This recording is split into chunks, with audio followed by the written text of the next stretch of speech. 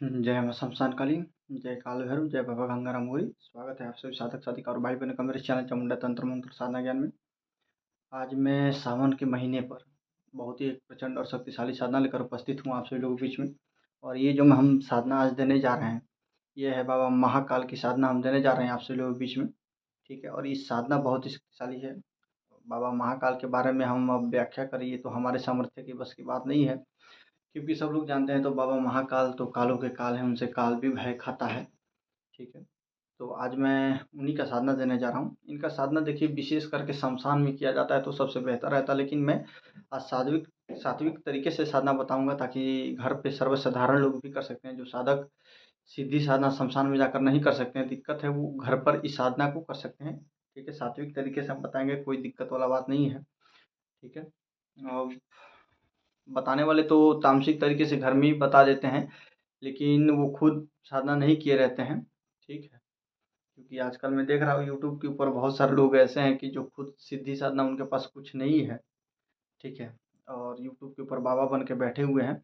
तो हम लोगों को यूट्यूब से ज़्यादा मतलब नहीं रहता है, फिर भी हम आपसे जुड़े हुए हैं। तो ये हमारा फ़र्ज़ बनता है कि हम आपके बीच में सीधी साधना वगैरह डालते रहें, ताकि आपको भी गाइडेंस मिलता रहे और फ्रॉड तांत्रिक लोग से आप बचे रहें। बस हमारा इतना ही उद्देश्य है। ठीक है, और सही जानकारी जो है, जो तंत्र मंत्र के नाम से ऊपर लुटाई हो रहा है, ठगी किया जा रहा है, ठीक है, एक भय बना के रख दिया गया है, वो सब हम ख़त्म कर दें, यही हमारा उद्देश्य है। ठीक है, बाकी कुछ नहीं है। तो चलिए हम सीधी साधना बता बहुत सारे तांत्रिक ऐसे हैं कि तामसिक तरीके से भी घर में बता देते हैं, और साधक भी इतना लोग मूर्ख हैं कि ना सोचते हैं, ना ही विचारते हैं। लोग डायरेक्ट वो साधना सीधी करना स्टार्ट कर देंगे। वो तो खुद भी बर्बाद होते हैं और पूरा फैमिली को भी बर्बाद कर देते हैं। ठीक है, तो इस सब बात पर आप सभी लोग ध्यान दीजिएगा और सतर्क रहिएगा लोग। ठीक है, क्योंकि ये सब देखिए प्रचंड शक्ति है। लोग जैसे कि शमशान, जितना भी शमशानी साधना हुआ, तामसिक साधना हुई, ये सब प्रचंड सब साधना होता है। डाकनी साकनी या फिर शमशान काली, भूत प्रेत, जिन जिन्नात वगैरह, ये सब बाहर का करने वाला सब साधना वगैरह है। ठीक है, और आप लोग क्या करते हैं कि घर पे ही बहुत सारे लोग तो ऐसे भी मूर्ख लोग हैं, जो कि करते क्या है कि गुरु, मतलब हम शिष्य को तो कुछ नहीं बोलेंगे, सबसे बड़ा मूर्ख गुरु है। ठीक है, आप लोग बहुत सारे लोगों का यूट्यूब पे खोल के देखिएगा, वो लोग बोलते क्या हैं कि शमशान का राख लाइए और अपने आसन के नीचे रख के साधना करिए। वाह भाई, खूब आप तंत्र सिखा रहे हो। ठीक है, दिल गदगद हो जाता है ऐसा बात सुनकर। ठीक है, ये सब साधना नहीं बल्कि आपको परेशान करने वाला काम है। अब तो साधना सिद्धि होगा जाएगा कुछ नहीं। ठीक है, क्योंकि ना ही गुरु के पास कुछ है। ठीक है, अब वो क्या सिखाता है, क्या नहीं सिखाता है, और शिष्य क्या सीखता है, नहीं सीखता है, अब वो लोग जाने, उससे हमको मतलब नहीं है। तो सीधी साधना तो नहीं होगा, बल्कि पूरा घर परिवार बर्बाद हो जाएगा और 7 पीढ़ी तक आपका बर्बाद हो जाएगा। ठीक है, तो ख़ैर चलिए हम साधना की तरफ आते हैं। अब सामग्री क्या-क्या चाहिए बाबा महाकाल के साधना के लिए? ये साधना जो होगा घर में होगा, और सावन महीना चल रहा है पूरा, तो सोमवार के दिन से आपको साधना स्टार्ट करना है। 11 दिन का आपका साधना रहेगा। ठीक है, आपको चाहिए क्या, एकांत एक कक्ष चाहिए आपको। ठीक है, कोई कोठरी हो, रूम हो, साधना कक्ष हो आपका, उस रूम में आप सीधी साधना कर सकते हैं। और सीधी साधना के लिए आपको चाहिए क्या कि एक बाजोटा लीजिए आप। ठीक है, बाजोटा लेना है, और साथ ही साथ काला वस्त्र चाहिए बाजोटा के ऊपर बिछाने के लिए, और खुद के धारण करने के लिए भी काला वस्त्र चाहिए, और सर के ऊपर बाँधने के लिए भी आपको काला वस्त्र चाहिए। ठीक है, इतना सामग्री होने के बाद में बाबा महाकाल का एक चित्र चाहिए आपको। ठीक है, या फिर शिव जी का कोई एक चित्र ले लीजिएगा। ठीक है, लेने के बाद में आपको करना क्या कि साथ-साथ में आपको जो मिट्टी का एक ढकनी होता है, खप्पर जिसको बोला जाता है, वो आपको लेना है, और साथ ही साथ आपको बाबा को भोग में, ठीक है, डेली आपको क्या करना है, सफ़ेद मिठाई, 5 प्रकार के सफ़ेद मिठाई, या फिर 5 प्रकार के मिठाई आपको डालना है। 5 सफ़ेद मिठाई या फिर 5 प्रकार के आपको मिष्ठान देना है बाबा को भोग स्वरूप, और बाबा को पुष्प वगैरह भी चाहिए, धूप, दीप, अगरबत्ती।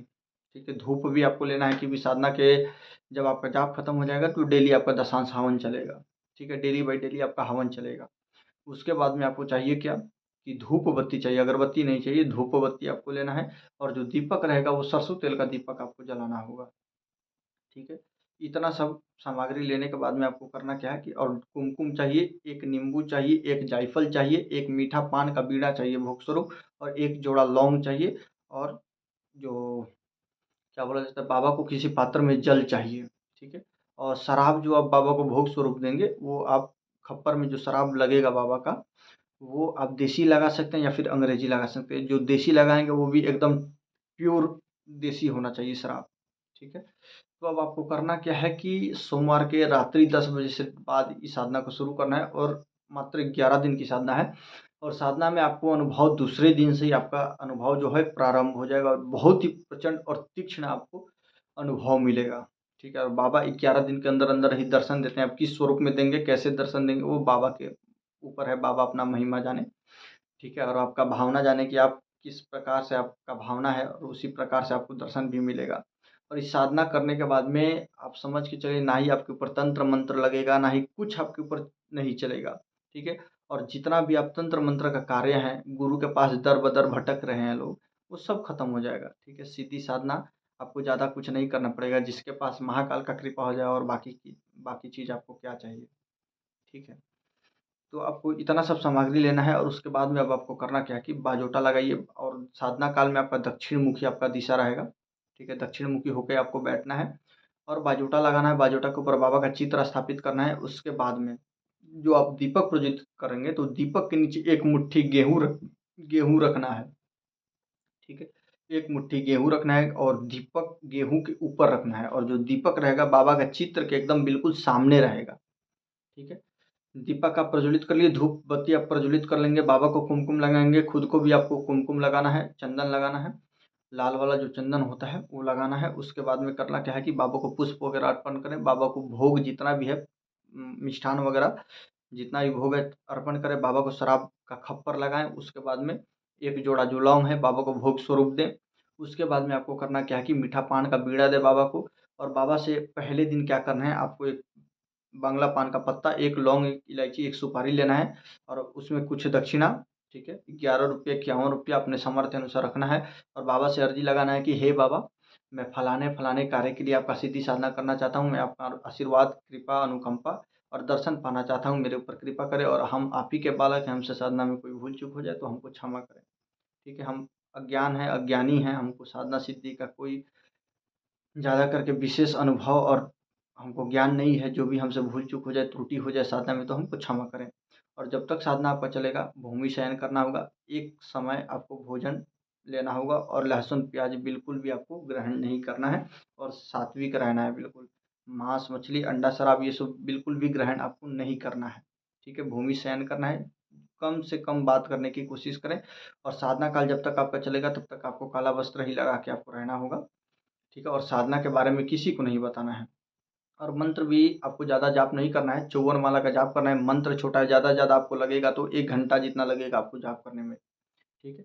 तो अब आपको करना क्या है कि बाजोटा वगैरह सब कुछ लगा ली, सब कुछ जब दीपक वगैरह प्रज्वलित कर लेंगे, दीपक आपका सरसों तेल का या फिर घी का तेल का आप लगा सकते हैं और सुगंधित अगरबत्ती लगाएँ। हो सके तो बाजोटा के ऊपर इत्र का भी छिड़काव कर दें, सुगंधित इत्र का छिड़काव कर दें और लाल पुष्प बाबा को अर्पण या फिर सफ़ेद पुष्प जो भी आपका सामर्थ्य हो, वो पुष्प आप अर्पण करें और किसी जल पात्र में जल ज़रूर रखें बाबा के लिए, ठीक है?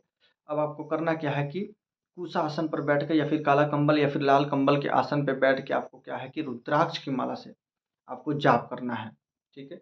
अब मंत्र क्या है, मंत्र को ध्यान से सुन लीजिए आप सभी लोग। मंत्र है ओम ह्लौम ह्लौम महाकालाय बम बम फट, ठीक है? मंत्र एक बार और ध्यान से सुनिए।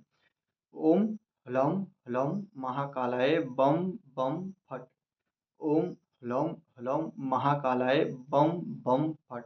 मंत्र यही है और इसी मंत्र आपको क्या करना है 54 माला जाप करना होगा आपको। जब माला का जाप खत्म हो जाए और मूल मंत्र का जाप शुरू करने से पहले एक माला गणेश मंत्र का कर ले, एक माला काली मंत्र का कर ले, एक माला शिव मंत्र का कर ले, ओम नमः शिवाय और काली माता का ओम क्रीम कालिकाई नमः जाप कर ले और गणेश जी का क्या हो गया ओम गम गणपतये नमः का जाप कर ले या फिर वक्रतुंडाय हुम फट, ठीक है? इसका भी आप जाप कर सकते हैं।